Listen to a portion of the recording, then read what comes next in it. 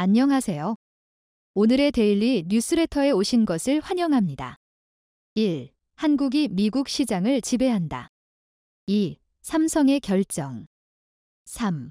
바이든의 충격적인 발언. 한번 진실을 알아봅시다.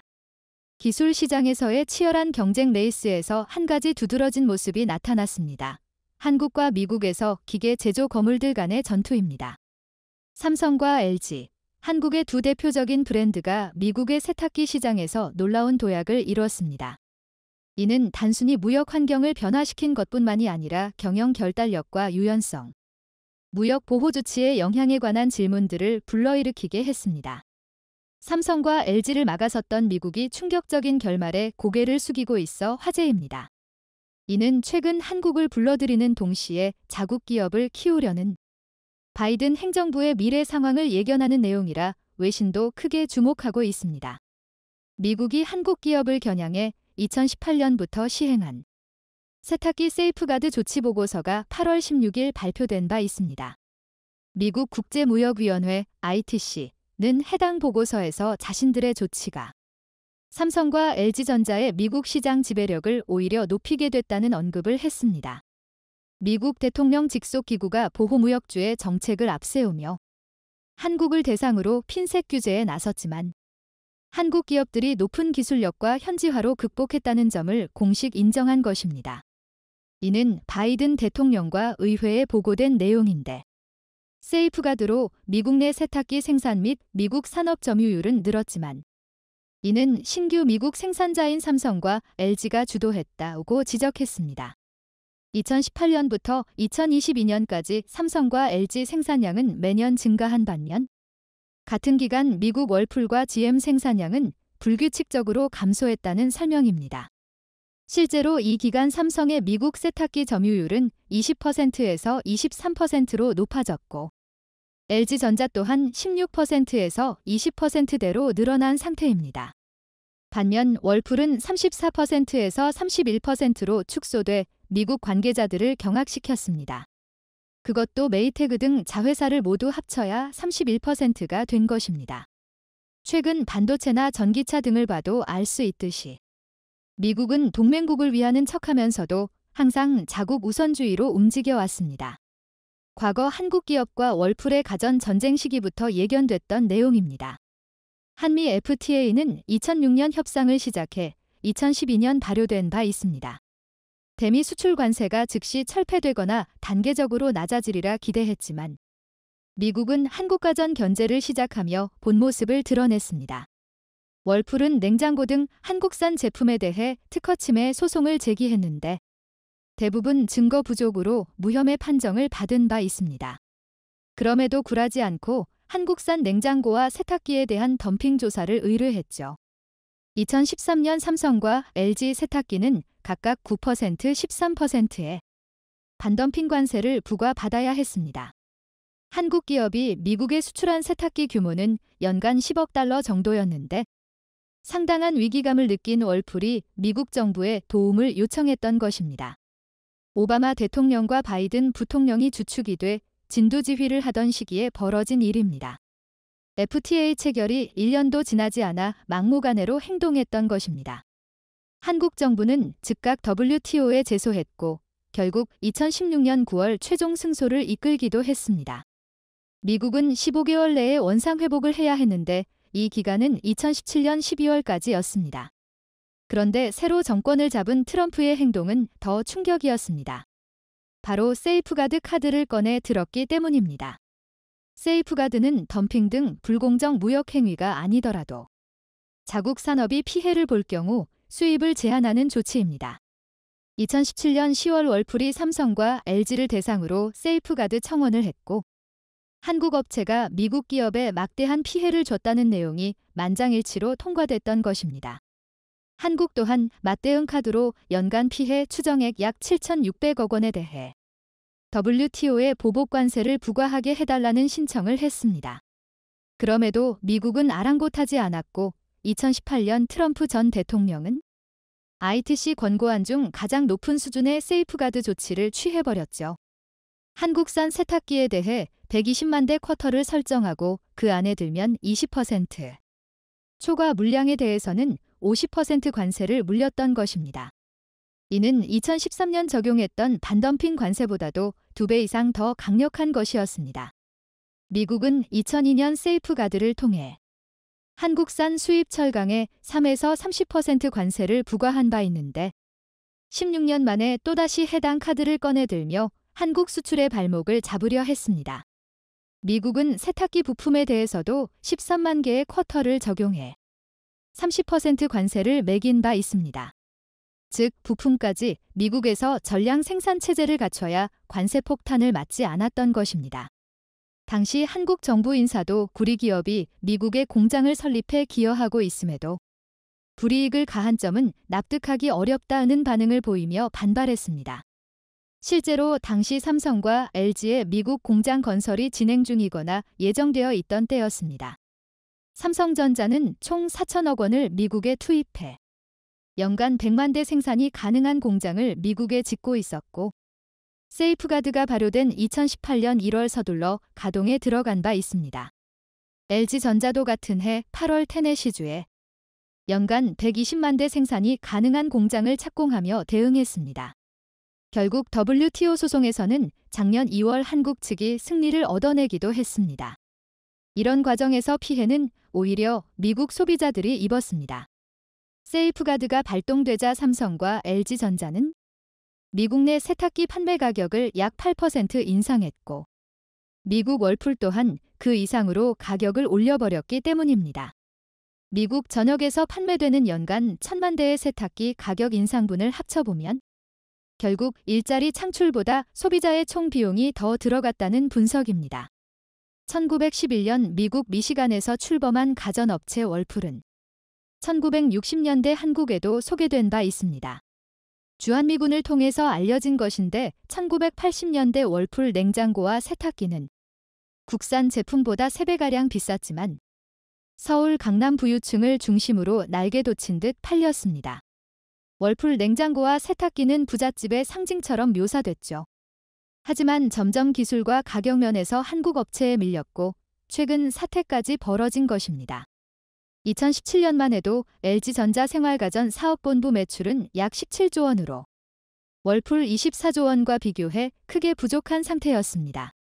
그런데 세이프가드 발동 후 오히려 2020년 매출 격차가 6천억 원 수준으로 줄었고 2021년에는 LG전자가 글로벌 1등 자리에 처음으로 올라섰습니다. 지난해에는 매출은 물론 영업이익에서도 월풀을 눌러버렸죠. 월풀은 지난해 10억 5천만 달러, 약 1조 5천억 원 영업손실을 기록했는데 연간으로 영업손실을 낸 것은 최근 10년 만에 처음입니다. 월풀 주가가 지난 10년간 거의 변동이 없는 것도 이런 이유 때문입니다. 반면 LG전자 생활가전 H&A 사업본부는 지난해 1조 1,200억 원의 영업이익을 달성했습니다. 냉장고와 세탁기, 에어컨 등 고가 제품들이 소비자 호응을 받은 가운데 물류비까지 개선되면서 영업이익률이 무려 13%에 달했을 정도입니다. 이런 상황이 될 것을 LG는 예견하고 있었습니다. 1958년 금성사로 창립한 LG의 냉장고 공장은 원래 부산에 있었습니다. 그러다 1976년 창원으로 옮겨왔고 여기서 골드스타어 로고를 단 냉장고, 세탁기, 식기세척기 등 최대 생산기지가 됐습니다. 사명이 LG로 바뀐 때가 1995년이니 이제 골드스타 브랜드를 기억하는 MZ세대는 많지 않은 상황입니다. LG 창원 공장은 로봇 및 디지털 트윈 도입 후 공정 속도가 47%나 개선됐고 그 결과 생산성은 30% 이상 향상돼 있습니다. LG는 그 후 지속적으로 기술을 개발해 역시 가전은 LG라는 유행어를 만들었을 정도입니다. 이런 상황에 미국의 세이프가드에도 자신감을 보였습니다. 2019년 LG전자 송대현 사장은 테네시주 세탁기 공장 준공식 후 소비자들은 제품이 좋으면 인정을 해준다며 우리의 목표는 미국에서 세이프가드 관세가 없어져도 미국 내 생산에서 경쟁력을 갖도록 만드는 것이라 강조했습니다. 그러면서 미국 월풀이 우리를 불러들였다. 왜는 의미심장한 말을 남겼습니다. 이런 LG전자의 마인드는 삼성도 일찌감치 가지고 있었습니다. 불량은 암이다. 참담함을 느낀다. 경쟁사보다 앞선 제품을 만들 자신이 없으면 아예 시작도 하지 말라. 지난 1993년 고 이건희 삼성전자 회장이 경쟁사 제품을 한데 모아놓고 연신 한숨을 쉬며 한 말입니다. 당시 세계 1등 제품과 삼성전자 제품을 비교해 놓고 보니 기술력 차이가 현격히 드러났기 때문입니다. 그리고 또 같은 해 2월 미국 로스앤젤레스를 찾았다가 가전 양판점 베스트바이에서 뽀얗게 먼지가 쌓인 채 구석에 처박혀 있던 삼성 TV를 본 후 자기가 만든 물건이 어디에 있는지 눈으로 직접 보라. 먼지가 몇 mm 쌓여 있고 얼마나 팔리는지를 말이라. 이렇게 당시 사장단에게 호통을 치기도 했습니다. 즉 정부에 기대어 경쟁사를 끌어내리는 것이 아닌 스스로 기술력을 높여야 살아남는다는 인식을 명확히 보여준 것입니다. 이런 과정을 거쳐 삼성과 LG는 세계 최고로 올라설 수 있었습니다. 하지만 미국은 현재도 견제로만 자신들 사업을 지키려 하고 있습니다. 올해 상반기 한국 수출품에 대해 반덤핑, 상계관세, 세이프가드 등 수입 규제 조치를 발동 중인 국가는 총 28개국으로 규제 건수는 201건으로 확인됐습니다. 국가별로는 미국 50건, 인도 19건, 튀르키예 16건, 중국 14건, 캐나다, 태국 등의 순으로 수입 규제가 많았습니다. 유형별로는 반덤핑이 148건, 세이프가드 41건, 상계관세 12건 등입니다. 한국에 대한 수입 규제는 지난해 하반기 대비 10건이 늘었는데 미국이 가장 많아 여전히 한국을 견제하고 있는 상황입니다. 하지만 미국 소비자들은 품질로 제품을 선택하고 있습니다. 미국 유력 소비자 매체 컨슈머 리포트가 발표한 최고 및 최악의 드럼 세탁기 평가에서 놀라운 결과가 나왔습니다. LG전자 제품이 1위에서 4위까지 상위권을 휩쓸었고 삼성전자 세탁기 제품이 6위를 한 것입니다. LG전자 드럼 세탁기는 세탁 성능, 부드러운 옷감 처리, 브랜드 신뢰도 항목에서 좋은 평가를 받았습니다. 특히 1위를 한 제품은 에너지 및 물 효율성에서 모두 최고 점수를 기록했고 소음과 진동이 낮다는 극찬을 듣기도 했습니다. 반면 월풀 드럼 세탁기는 최악의 제품으로 선정된 상태입니다. 이와 동시에 최악으로 평가된 곳은 중국 미디어사가 만든 세탁기였습니다. 미국산 월풀이 중국산과 비슷한 평가를 받았던 것입니다. 컨슈머 리포트는 미국 내에서 판매되는 가전 등 다양한 제품을 실제 사용한 소비자들의 설문과 자체 테스트로 평가해 순위를 매깁니다. 이는 LG전자가 북미에서 최대 매출을 달성하는 결과로 이어졌습니다. LG전자의 상반기 지역별 매출은 한국에서 15조 원 정도를 기록해 1위를 했고 이어 북미, 유럽, 아시아, 중남미, 중동 및 아프리카 그리고 중국 순이었습니다. 즉 중국 시장 점유율이 크게 줄어 있어도 다른 지역 증가율로 세계 1위를 거머쥔 상황입니다. LG전자는 올해 상반기 북미에서 9조 7천억 원의 매출을 올려 지난해 대비 6% 증가세를 보였습니다. 올 초 북미에 첫 출시된 업가전의 호평 속의 세탁기, 건조기 등 전반적인 가전제품 또한 좋은 평가를 얻고 있습니다. LG전자의 OLED TV는 점유율 65%로 다른 경쟁사를 압도하고 있습니다. 미국의 정책 변화에 발빠르게 대응한 현지화 전략도 매출 호조를 이끌었습니다. 미국 정부는 인플레이션 감축법을 통해 에너지 효율이 높은 가전제품에 보조금을 지급하고 있습니다. LG전자는 이에 대응해 히트펌프 기술을 적용한 냉난방기, 온수기, 건조기, 그리고 가스 사용을 대체한 전기레인지 등의 판매 비중을 높이고 있습니다. 테네시주 공장에서는 고효율 히트펌프 건조기를 연간 60만 대나 생산하고 있습니다.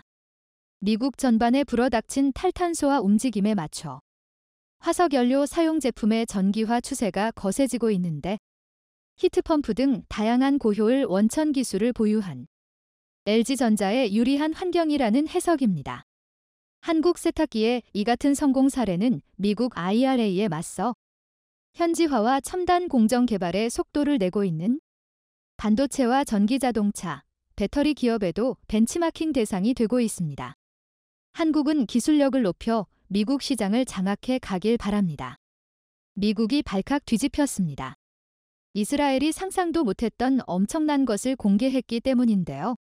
이스라엘은 범정부 차원에서 한국의 삼성과 손잡고 미국을 완전히 발칵 뒤집을 것이라 선포했습니다. 삼성이 미국 내 대규모 투자를 발표한 이후 삼성의 요구를 철저히 짓밟은 것도 모자라 대만, 그리고 일본과 손잡고 삼성을 완전히 제거하기 위해 충격적인 일까지 저질렀습니다. 자, 그런데 이스라엘 정부가 한국의 삼성과 함께 바이든을 향해 깜짝 폭탄 발표를 해버리면서 현재 미국은 난리가 나버렸는데요. 이스라엘과 삼성이 꺼내든 카드가 얼마나 강력했는지 미국 현지 주요 언론들은 바이든이 한국의 삼성을 건드린 것은 미국 역사상 가장 큰 실수로 기록될 것. 삼성전자가 미국 테일러시의 파운드리 공장 투자 발표를 했을 당시보다 환율과 미국 내 건설 비용이 폭발적으로 올랐습니다. 로이터 통신은 15일 소식통을 인용해 삼성전자 미국 테일러 공장 건설 비용이 당초 계획했던 170억 달러, 금액보다 80억 달러, 약 10조 5천억 원가 증가한 250억 달러, 32조 8천억 원 이상 투입될 것으로 보인다고 보도했습니다. 삼성전자가 미국에서 받는 보조금보다 많은 것으로 한국 대신 미국에 공장을 지으면 손해를 보게 됐습니다. 한국이나 대만에 공장을 지을 때보다 미국에 공장을 지으면 비용이 5배 더 증가합니다. 그런데 이 차액을 미국이 보조금을 주겠다며 유인한 것인데 바이든은 건설 비용의 급격한 증가는 자신과 무관하다며 아무런 조치도 취해주지 않고 있습니다. 최근 미국 기업들의 행보가 심상치가 않습니다. 애플과 인텔, 퀄컴에 이어 삼성의 최대 고객 중 하나였던 엔비디아까지 GPU 생산을 TSMC에 맡기기로 한 것으로 전해졌습니다.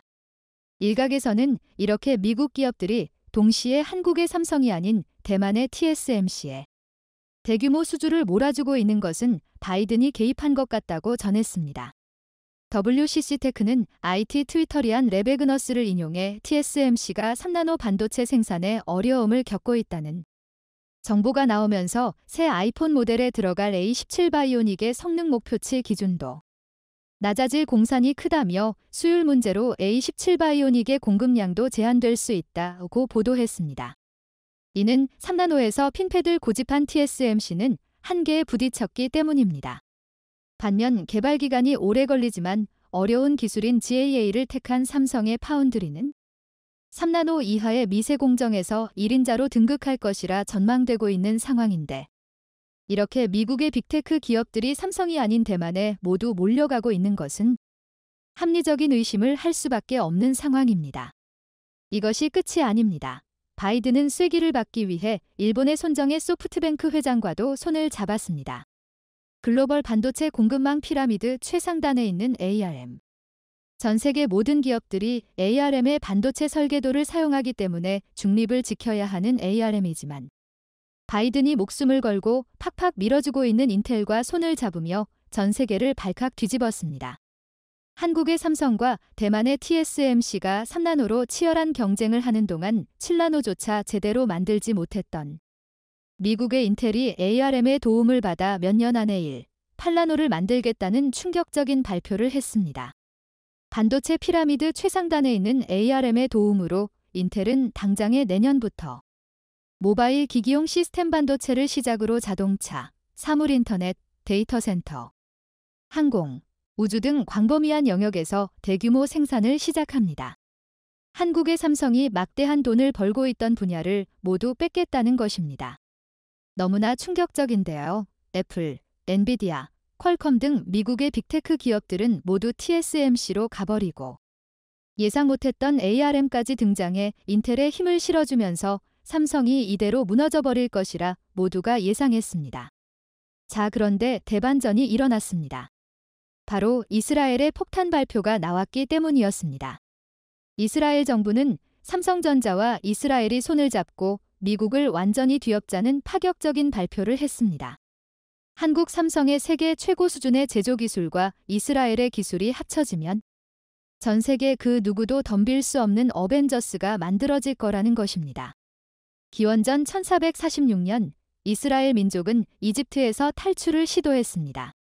400년 이상 살던 이집트를 벗어나 그들이 향했던 곳은 젖과 꿀이 흐르는 땅 가나안, 현 이스라엘이었습니다.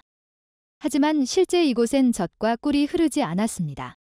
오히려 강수량이 적어 물이 부족했습니다. 영토 곳곳이 메마른 광야였죠.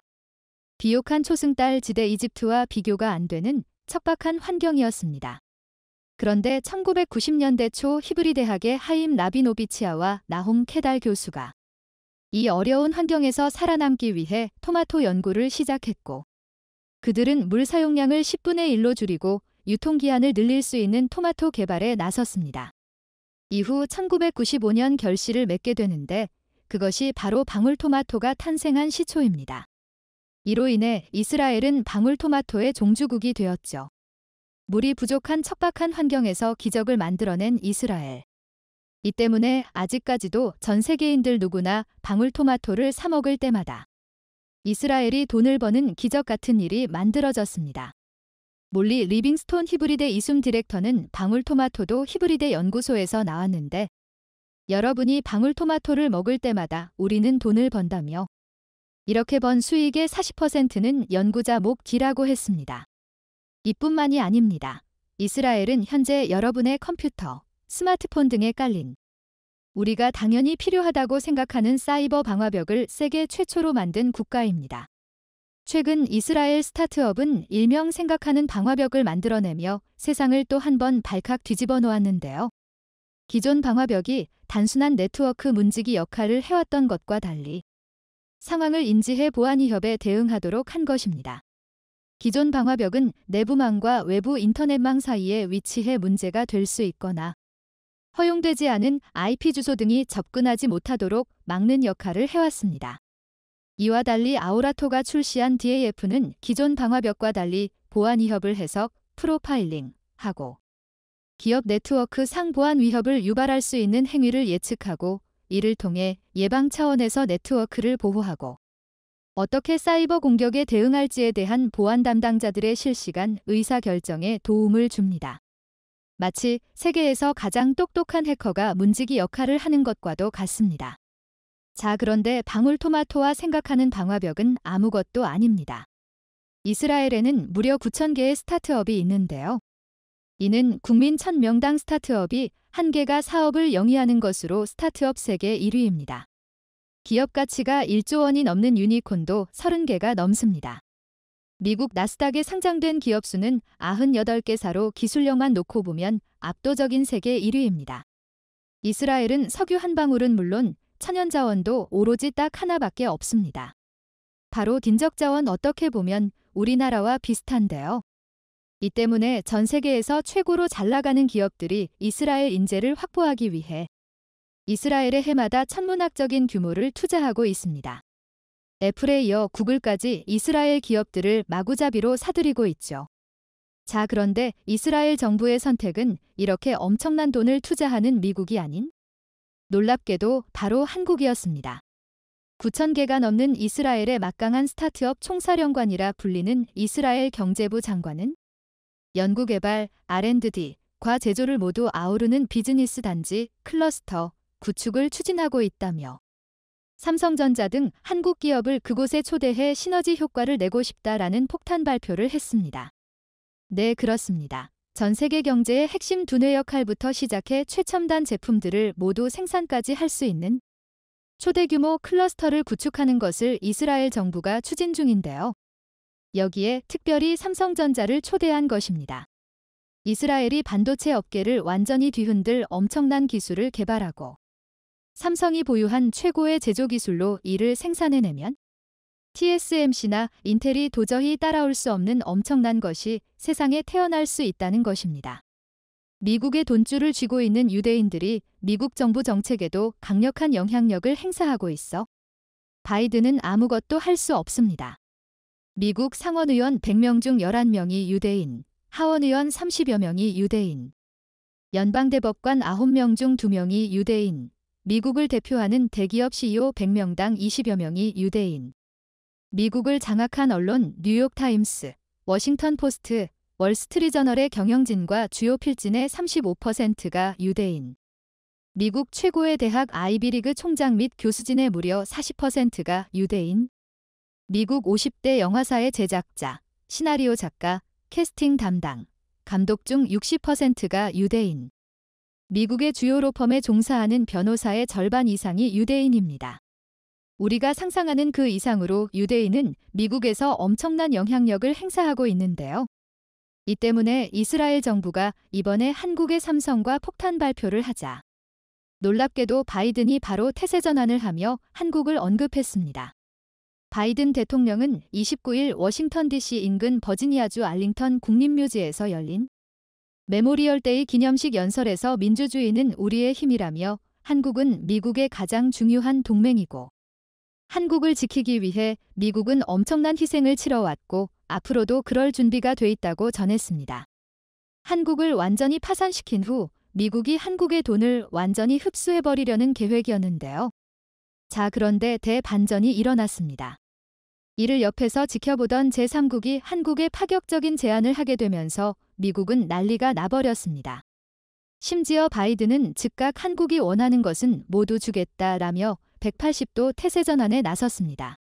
더 놀라운 점은 이러한 바이든의 제안에 삼성은 필요 없다라고 바이든 면전에 대놓고 거절한 뒤 미국을 한방에 초토화시킬 엄청난 한방을 꺼내들었다는 것인데요. 미국 정부가 한국을 환율 관찰 대상국으로 지정했다는 충격적인 소식이 전해졌습니다. 미국 재무부는 17일 한국과 중국, 스위스, 독일, 말레이시아, 싱가포르, 대만 등 7개국을 환율 관찰 대상국에 포함하는 내용을 골자로 한 환율 보고서를 발표했습니다. 충격적인 것은 일본은 환율 관찰 대상국에서 제외됐는데 한국은 포함시켰다는 것입니다. 상품과 서비스 등 150억 달러 이상의 대미 무역 흑자, 국내 총생산의 3%를 초과하는 경상수지 흑자, 12개월 중 8개월간 국내 총생산의 2%를 초과하는 달러 순매수 등 3가지 기준 중 2가지에 해당하면 관찰 대상국이 됩니다. 미국이 환율 대상국을 지정하는 취지가 애초에 다른 나라가 환율을 인위적으로 낮춰 미국에서 너무 많은 무역 흑자를 가져가는 것을 막기 위함입니다. 자, 그런데 일본은 2021년부터 엔화의 가치가 완전히 떨어지도록 일본 정부가 직접 조작했습니다. 반면 한국은 일본과 비교하면 아무것도 아닌 수준이죠.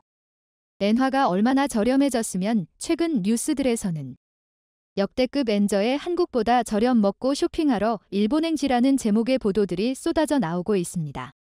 체감상 한국 먹거리 물가가 일본보다 5배는 되는 느낌이에요. 출장과 여행으로 지난달 27일부터 닷새간 일본 도쿄를 방문한 이희준 36씨는 12일 엔화 가치가 많이 떨어진 데다 일본 현지 물가 자체가 한국보다 저렴해 부담 없이 여행했다며 이같이 말했습니다. 이 씨는 반대로 일본인 친구는 오랜만에 한국을 찾았다가 물가가 비싸다며 놀라더라고 전했습니다. 코로나19 이후 첫 해외여행으로 지난주 도쿄를 찾은 직장인 임모 31씨는 일본은 비싸다는 고정관념과 반대로 물가가 저렴해 화들짝 놀랐다고 합니다. 임 씨는 질 1,200엔, 질만 1,136원, 만내면 주요 관광지에서도 푸짐하게 먹을 수 있었다며 비행기 값을 포함해도 후쿠오카에 가서 쇼핑하는 게 더 싸다는 말이 나온다고 했습니다. 함께 여행한 최모 30씨는 일본 택시비가 비싸다고 소문나 걱정했는데 기본 요금이 500엔 4,640원이었다. 오히려 서울 택시 기본 요금 4,800원보다 쌌다고 했습니다. 동생 친구들과 함께 지난 8일부터 사흘간 도쿄를 여행한 윤모 23씨는 싼 가격으로 원하는 걸 먹고 살 수 있어서 기뻤다며 특히 다이소나 편의점, 생활용품점은 우리나라보다 더 저렴해. 1,000엔 9,280원 이하로 웬만한 걸 살 수 있었다고 말했습니다. 특히 금액대가 높은 쇼핑을 하면서 엔저를 크게 체감했다는 관광객도 있습니다. 인천에 사는 한지연 D18씨는 남편과 함께 지난달 21일 일본 오사카를 찾았습니다. 그는 유명한 의류 브랜드의 가격 자체가 싸고 면세 혜택도 받을 수 있는 데다가 엔화도 저렴해 한국보다 40에서 50% 싸게 쇼핑했다고 말했습니다. 상황이 이런데도 미국은 일본은 리스트에서 제외한 채 한국을 환율 대상국으로 지정하고 한국에 대한 집중 감시를 시작했습니다. 자, 그런데 더 충격적인 것은 따로 있었습니다. 미국 메모리 반도체 1위 업체이자 세계 2위로 등극한 마이크론은 이미 앞으로 20년에 걸쳐 뉴욕주 동해 1천억 달러, 약 127조 원을 들이는 대규모 메모리 반도체 생산단지를 구축하겠다는 계획을 발표했는데요. 최근 중국이 마이크론 제품에 대한 강력한 규제를 발표하자 미국은 한국의 중국과 거래를 끊으라는 식의 강한 압박을 전해왔습니다. 자, 그런데 너무나 수상하고 충격적인 소식이 전해졌습니다. 한국에는 중국과 관계를 완전히 끊어버리라던 미국. 한국이 중국과 싸우고 난리가 나는 동안 미국의 마이크론은 중국 시안 공장에 7,700억 원을 투자하겠다는 충격적인 발표를 했습니다. 미국이 한국과 중국 사이를 갈라놓고 한국이 중국에서 벌어들였던 수익을 미국이 모두 뺏어가는 꼴이 된 것입니다. 시티그룹은 미국 정부가 마이크론의 공장 투자와 연구개발을 돕는 보조금 지원을 더욱 확대할 것이라는 보고서를 내놓았습니다. 실제로 얼마 전 마이크론이 한국의 SK하이닉스를 제치고 디램 세계 2위로 등극한 것도 미국 정부의 적극적인 지원 없이는 불가능했습니다. 정말 황당하고 어이가 없는 미국 정부의 자국 기업 편애를 확인할 수 있었는데요. 미국 정부는 이대로 쭉 밀어붙여 마이크론이 1위인 삼성전자마저 짓밟을 수 있도록 도울 계획입니다. 중국도 디램 전문기업 푸젠진화, JHITC, 낸드 플래시 업체 YMTC를 국가 차원의 챔피언 기업으로 선정하고 연구개발 및 생산 투자에 지원을 아끼지 않고 있습니다. 빠르면 몇 년 뒤부터 중국 기업들이 한국의 삼성전자와 SK하이닉스의 메모리 반도체 없이도 자체적으로 생산해 모든 중국 IT 기업들에 공급할 수 있도록 만들겠다는 충격적인 계획입니다. 디램과 낸드 플래시 등 메모리는 한국의 핵심 수출 품목이자 삼성전자 및 SK하이닉스 실적의 가장 큰 비중을 차지하는 제품입니다. 자연히 두 국가에서 잇따라 자국 기업을 통한 메모리 반도체 공급망 구축에 속도를 내는 일은 삼성전자와 SK하이닉스의 주요 고객이 사라질 수 있음을 의미합니다. 한국 경제에 매우 중요한 역할을 하는 반도체가 미국과 중국에 의해 크게 흔들리기 시작한 것입니다.